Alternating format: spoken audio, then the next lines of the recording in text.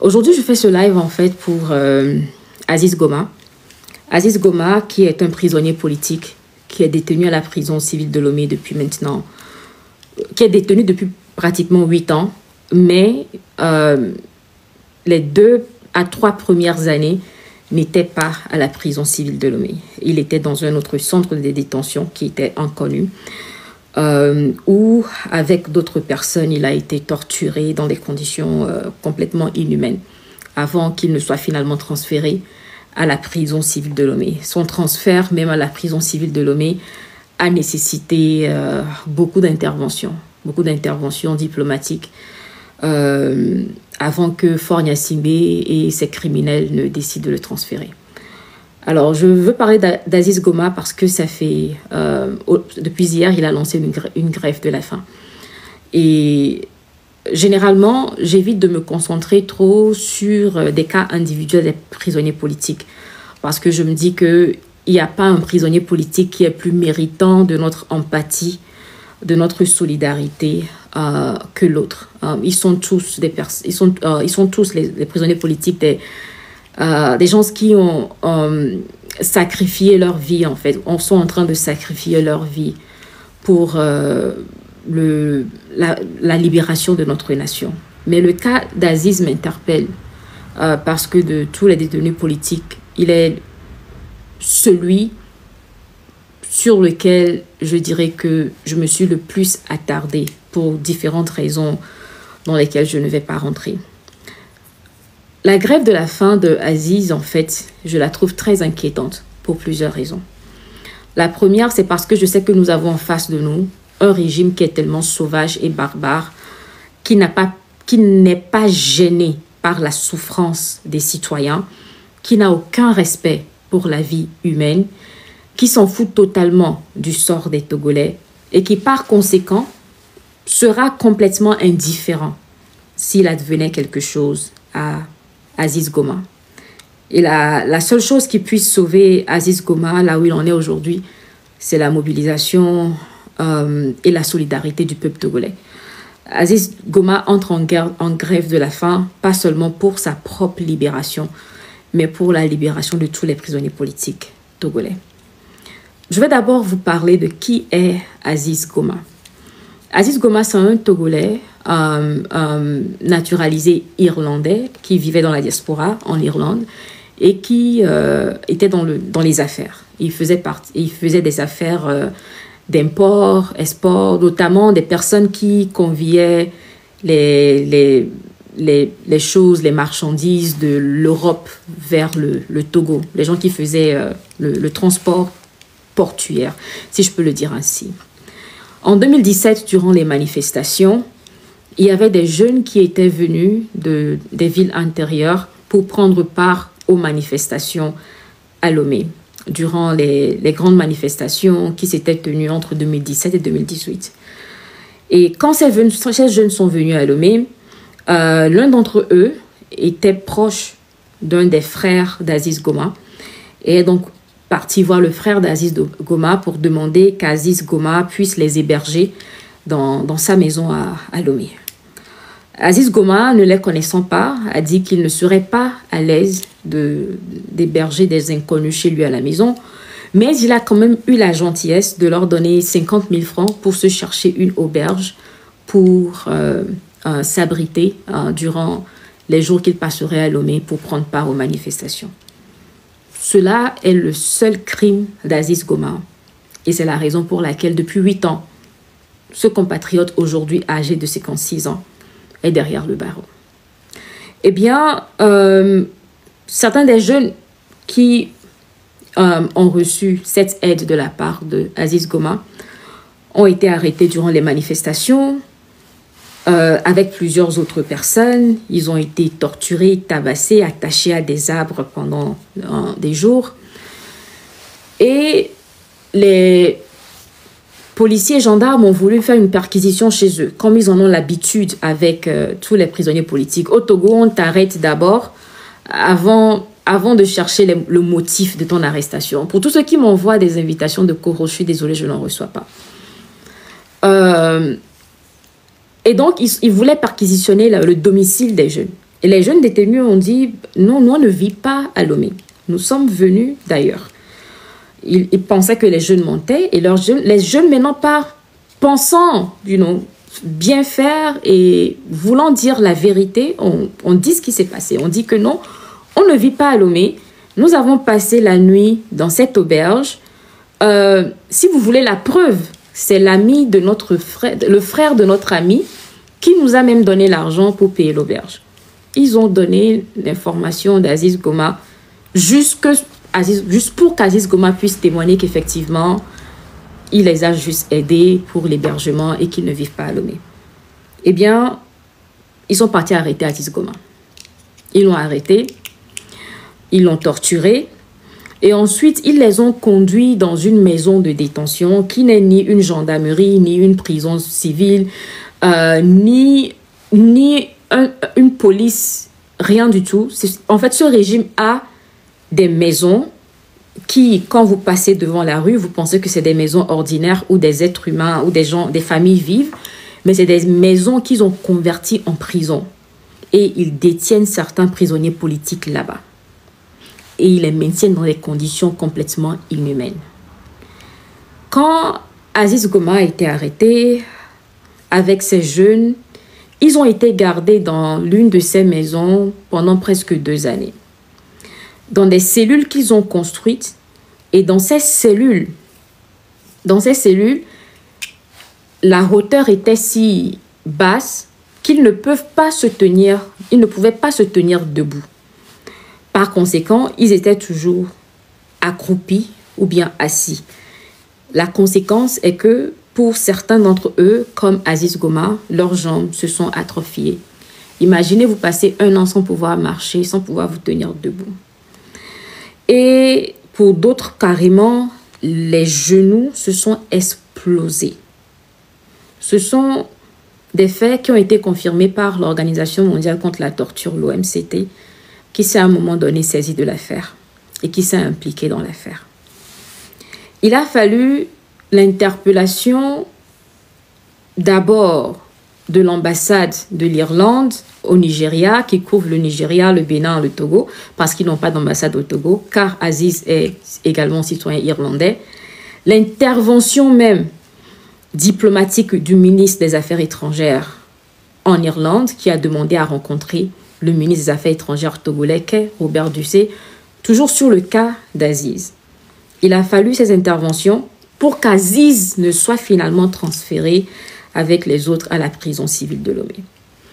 Mais son arrivée à la prison civile de Lomé n'a pas du tout arrangé sa situation. Il y est arrivé dans une condition de santé extrêmement précaire, tellement grave que Aziz a passé des mois sans pouvoir même s'asseoir. Il était tout le temps à l'hôpital de la prison et le cynisme, pour ne pas dire sanisme, des forces de sécurité et des gardiens de prison était tel que à chaque fois qu'Aziz avait besoin de soins et qu'on devait le conduire au centre médical de la prison, les gardiens de prison exigeaient qu'on les paye un certain montant. Et quand le médecin décide de le garder, ils exigent que la famille leur paye encore un certain montant. Et quand l'argent n'est pas payé, ils le ramènent en cellule, sachant très bien qu'il est dans un état désastreux et a besoin de soins. Les conditions de Aziz se sont extrêmement dégradées. À un moment donné, la spéciale rapporteure des droits des défenseurs de droits humains des Nations Unies, Marie Lolo, s'est impliquée dans l'affaire après que nous l'ayons contactée. Et elle a fait une mission d'enquête. Cette mission d'enquête a condamné l'État togolais pour torture, traitement inhumain, détention arbitraire, traitement dégradant et exiger la libération immédiate d'Aziz ainsi que de ses camarades. La raison pour laquelle je parle d'Aziz aujourd'hui, c'est parce que Aziz, à un moment donné, avait tout simplement perdu foi en une justice. Et à sa place, je pense que toute personne se retrouverait dans cette même situation. Ce monsieur n'a commis aucun crime. Ce monsieur n'était pas un militant politique. Ce monsieur n'a posé aucun acte politique. En fait, c'est ce qui prouve, en fait, pour ceux qui pensent que garder le silence, ne pas participer physiquement aux activités politiques les protège, c'est un leurre, en fait. Parce que quand vous êtes sous une dictature, quand il n'y a pas d'état de droit, que vous soyez politiquement actif ou pas, vous pouvez vous retrouver dans ce genre de situation, comme c'est le cas avec Aziz. Et je me rappelle d'une fois, Aziz avait été envoyé à l'hôpital de la prison. Son état de santé était très grave, se détériorait. Et il a perdu toutes ses ressources financières. D'abord, je vous rappelle que les 2 années et demie qu'il a passées dans la maison de détention par le passé, c'était Aziz qui nourrissait tous ses camarades de cellule. Comme il était un homme d'affaires, il avait un peu de ressources financières. C'est lui qui fournissait de l'argent par le biais de sa famille pour préparer, nourrir tout le monde, pour acheter les médicaments pour les uns et les autres, etc. Finalement, il a tout perdu. Il n'avait plus aucune ressource financière. Et dans cet état de maladie grave, il avait besoin de soins que d'abord sa famille devait payer. Mais en plus des soins, le médecin avait recommandé qu'on le garde à l'hôpital pour pouvoir continuer les soins intensifs. Mais les agents de sécurité ont exigé un montant donné avant de le laisser bénéficier de ces soins à l'hôpital de la prison. Ils l'ont donc ramené dans sa cellule, sachant très bien qu'il était dans un état critique. Et pour avoir discuté avec ce membre de famille de Aziz qui nous sert d'intermédiaire, Aziz ne voulait même plus qu'on paye les gardiens de sécurité pour retourner à l'hôpital. Il a carrément décidé qu'on le laisse mourir.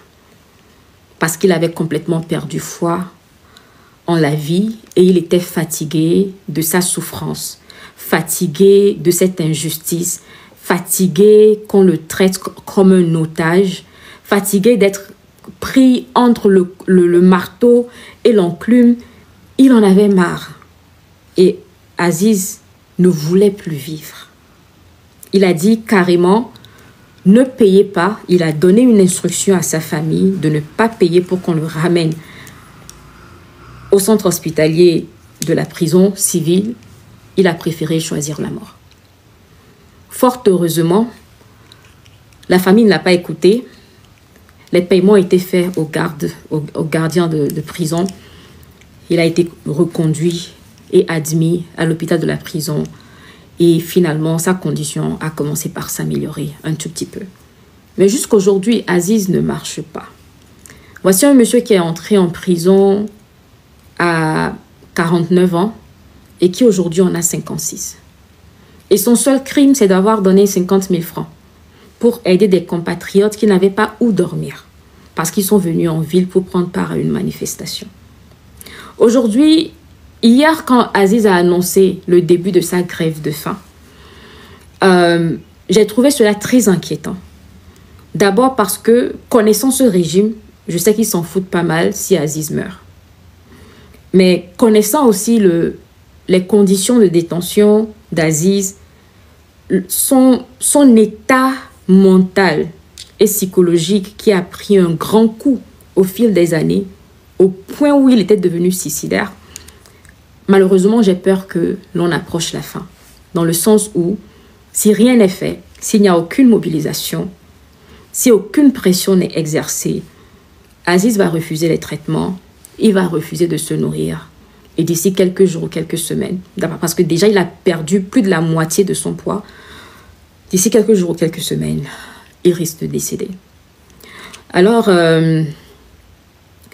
c'est un cas en fait qui m'émeut beaucoup, parce que ce monsieur, bien que je ne l'ai jamais vu, au fil des années, on a développé une certaine affinité pour avoir travaillé sur son cas pendant plusieurs années. Et je me sens extrêmement impuissante en tant qu'individu. Je me sens très impuissante en tant que personne.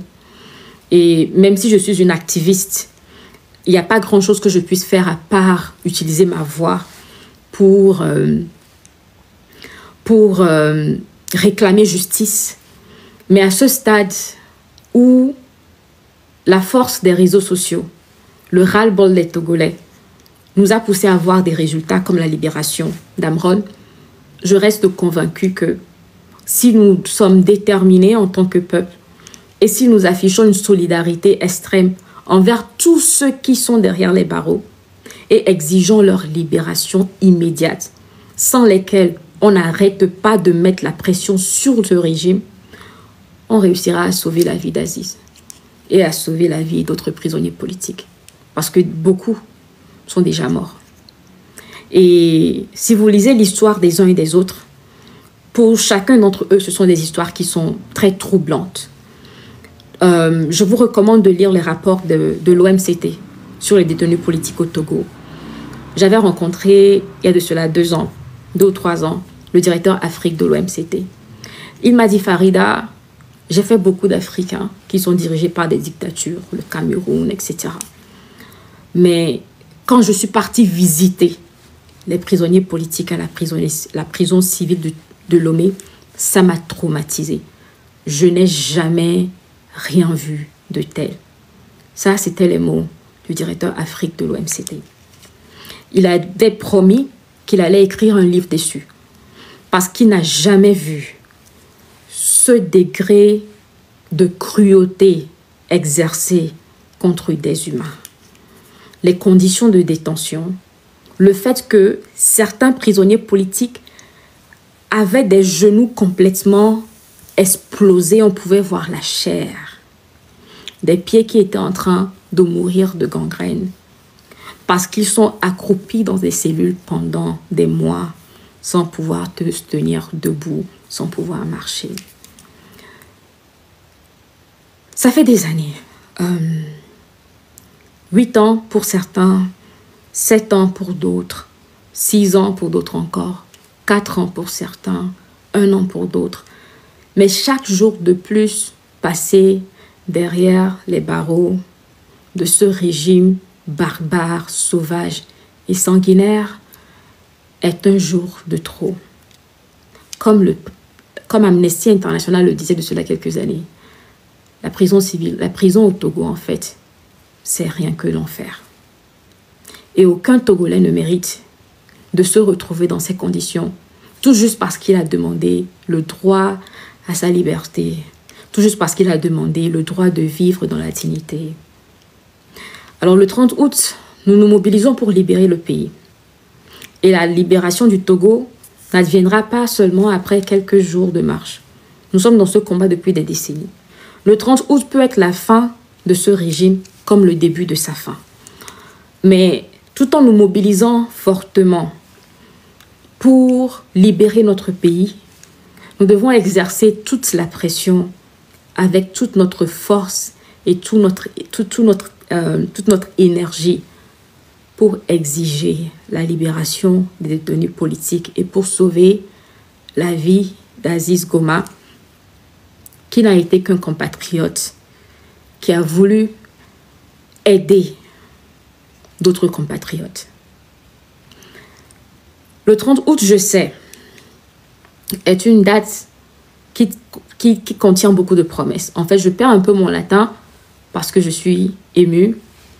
Et comme vous pouvez le remarquer, ma voix tremble un tout petit peu. Mais malgré les doutes des uns et des autres, malgré les déceptions des uns et des autres, je reste convaincue que si nous sommes tous mobilisés et déterminés, en présentiel comme dans la diaspora, nous allons faire bouger les choses. Faure Gnassingbé a peur de ce peuple. Faure Gnassingbé a peur de ce peuple.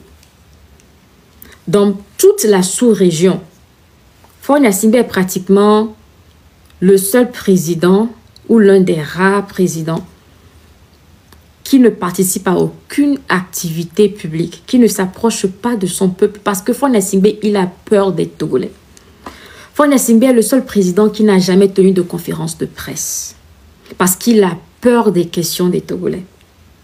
Faure Gnassingbé n'a pas le courage de se tenir devant ses compatriotes, même sur un plateau de télévision pour débattre avec eux. Parce que Faure Gnassingbé n'a aucune jugeote pour débattre avec nous. Faure Gnassingbé n'a aucune capacité d'expliquer les sauvageries qu'il nous a fait endurer et ce qu'il continue par nous faire endurer. Nous avons un président couillon, un président qui compte sur des armes qu'il a pu acheter avec de l'argent qu'il a détourné au peuple, un président qui compte sur une armée qui a été formée dans la sauvagerie pour le protéger. À part cette armée et ses armes, Faure Gnassingbé est un couillard. C'est le plus peureux des 10 millions de Togolais que nous sommes. C'est Faure Gnassingbé. Faure Gnassingbé n'est même pas capable de faire 100 pas dans son propre quartier. Même entouré de militaires, il ne l'a jamais fait. Il n'en a pas le courage. Chaque citoyen togolais, même les bébés qui naissent aujourd'hui, ont plus de courage, de dignité et de fierté que Faure Gnassingbé. Nous avons été dotés d'un trouillard, d'un couard, d'un peureux, d'un homme indigne qui n'a aucun respect pour la vie humaine et qui s'en fout totalement de l'avenir des Togolais. Et la seule façon pour nous d'en venir à bout, c'est notre solidarité et notre mobilisation. Je sais que certains vont dire, portez les prisonniers politiques dans vos prières. Mais les prières seules ne suffisent pas. Les prières seules ne suffiront pas. Il est temps d'agir. Il est temps de faire du bruit. Il est temps de demander des comptes. Que la grève de faim d'Aziz soit un déterminant dans notre lutte pour exiger la fin de la torture et de la détention arbitraire de tous les citoyens togolais. Il est inconcevable que l'on continue en ce 21e siècle de traiter des humains dans ces conditions aussi ignobles. Le Togo n'est pas au XVIIe siècle. Et cette sauvagerie, digne d'une autre époque, notre peuple ne le mérite pas. Et c'est l'une des raisons pour lesquelles nous devons faire partir ce régime et en finir une fois pour de bon. J'envoie sur ce toute ma pensée positive à Aziz, ainsi qu'à tous les détenus politiques togolais, et beaucoup de courage à tous les citoyens togolais qui sont engagés dans ce combat, ainsi qu'à ceux qui doutent encore de la possibilité d'un changement au Togo. Je sais que nous leur prouverons le contraire. Sur ce, je vous dis merci et je vous souhaite une excellente soirée.